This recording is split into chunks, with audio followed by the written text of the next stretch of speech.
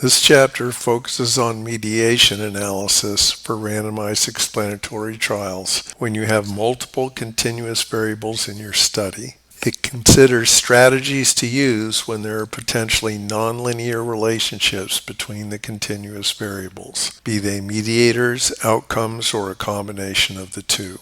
None of the methods I described in the chapter are widely used in mediation analysis because researchers so often just assume relationships are linear and thereby favor linear modeling. The current chapter is quite long, almost a book unto itself. I cover analytic methods that include polynomial regression, spline regression, traditional nonlinear regression, Bayesian additive regression trees, generalized additive models that emphasize smoothers, recursive partition modeling, cluster analysis, latent class analysis, and latent profile analysis. You can jump around between sections as your interest and motivation dictate, but I highly recommend you read the first 10 pages or so of the chapter that covers important orienting material.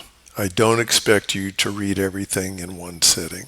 I've written the chapter in an introductory way to give you a workable intuition of each approach. This is a good launching point for you to then dive into the relevant literatures in more depth. I provide R programs on my website for all of the methods, but invariably the R packages I access are much more flexible and comprehensive relative to the more introductory implementations I have provided. Judea Pearl has been a strong advocate for the use of statistical models that are flexible and do not require linear assumptions. The present chapter represents a first step in taking you in this direction. I urge you to take the time to study the extensive material presented in this chapter and try to incorporate it into some of your work. The chapter develops many unique ways of thinking about RET modeling and gives you the tools you need to conduct program evaluations using them. The basics are all here, and I think you will find the chapter helpful.